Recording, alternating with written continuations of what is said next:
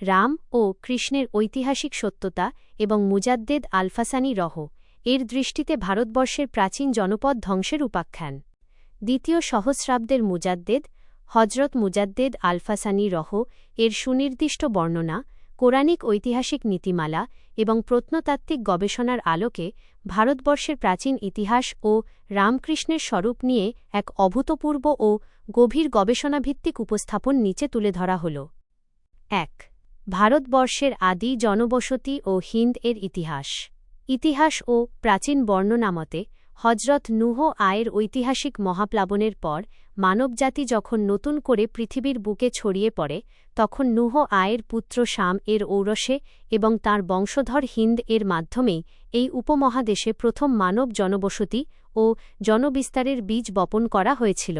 হিন্দ ছিলেন নূহ এর বংশধর এবং মুমিন কাফেলার অংশ, যার নামানুসারেই এই ভূখণ্ডের নাম হয় হিন্দ বা হিন্দুস্তান।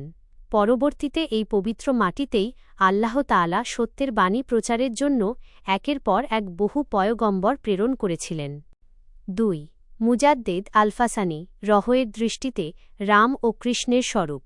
দ্বিতীয় সহস্রাব্দের মুজাদ্দেদ হজরত মুজাদ্দেদ আলফাসানি রহ অত্যন্ত স্পষ্টভাবে উল্লেখ করেছেন যে এই ভারতবর্ষে আল্লাহ তাআলা প্রায় ৮০০ জন পয়গম্বর প্রেরণ করেছিলেন, কিন্তু এখানকার অধিকাংশ মানুষ ও শাসকরা সেই পয়গম্বরগণের আদেশ ও সত্য দাওয়াত অমান্য করেছিল।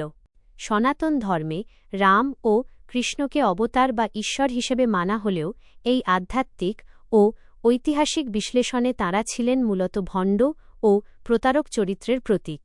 ফেরাউন বা নমরুদের মতো তারা নিজেদের খোদা বা ভগবান দাবি করে সাধারণ মানুষকে নিজেদের পূজা ও আরাধনায় লিপ্ত রাখতেন।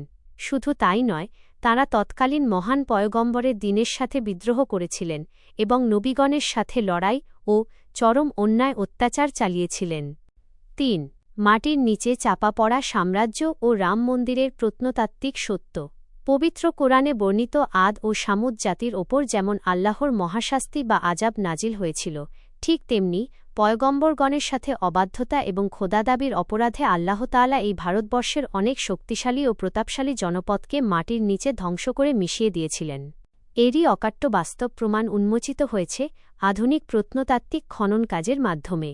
অযোধ্যার বর্তমান রাম মন্দিরের নিচে যখন খনন চালানো হয়, তখন তার নিচে প্রায় ১,০০০ বছরের পুরনো কাঠামোর পাশাপাশি আরও গভীরে ৩ থেকে ৪,০০০ বছর আগের প্রাচীন মন্দির, মূর্তি, রাজপ্রাসাদ ও অট্টালিকার সন্ধান মেলে। ইতিহাস এবং এই যুক্তির আলোকেই প্রমাণিত হয় যে সেটিই ছিল সেই ভণ্ড ও প্রতারক যোগী সন্ন্যাসীদের আবাসস্থল ও সাম্রাজ্য। ৪. নদীতে বিলীন বনাম আসমানি গজব রহস্য উদ্ঘাটন। পৌরাণিক গল্পে যেগুলোকে রাম বা কৃষ্ণের নদীতে মিলিয়ে যাওয়া বা জল সমাধি নিয়ে উধাও হয়ে যাওয়া বলে প্রচার করা হয়, প্রকৃতপক্ষে তা কোনো অলৌকিক প্রয়াণ ছিল না।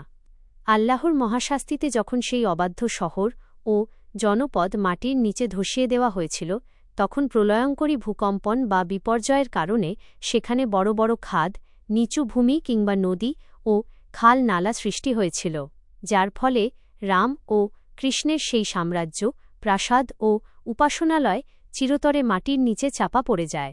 দুনিয়ায় তাদের নিজস্ব কোনো বাস্তব অস্তিত্ব বা কবরের কোনো খোঁজ আজ পর্যন্ত কেউ পায়নি, কারণ তাঁদেরকে ও তাঁদের সেই অবাধ্য সাম্রাজ্যকে আল্লাহ তাআলা মাটির নিচে চিরতরে দাবিয়ে দিয়েছিলেন। উপসংহার: মুহাম্মদ বিন হুসাইনের দীর্ঘ সাধনা ও গভীর ঐতিহাসিক পর্যবেক্ষণের মাধ্যমে হাজার হাজার বছর ধরে লুকিয়ে থাকা এই রহস্য আজ সম্পূর্ণরূপে উদ্ঘাটিত হল, যেখানে প্রমাণিত হয় যে ভারতবর্ষের প্রাচীন জনপদগুলোতে নবীদের অবাধ্যতার কারণে নেমে আসা আল্লাহর আসমানি আযাব এবং মাটির নিচে চাপা পড়া প্রাচীন সভ্যতার ধ্বংসাবশেষই রাম ও কৃষ্ণের পৌরাণিক কাহিনীর পেছনে লুকিয়ে থাকা একমাত্র বাস্তব ও ঐতিহাসিক সত্য।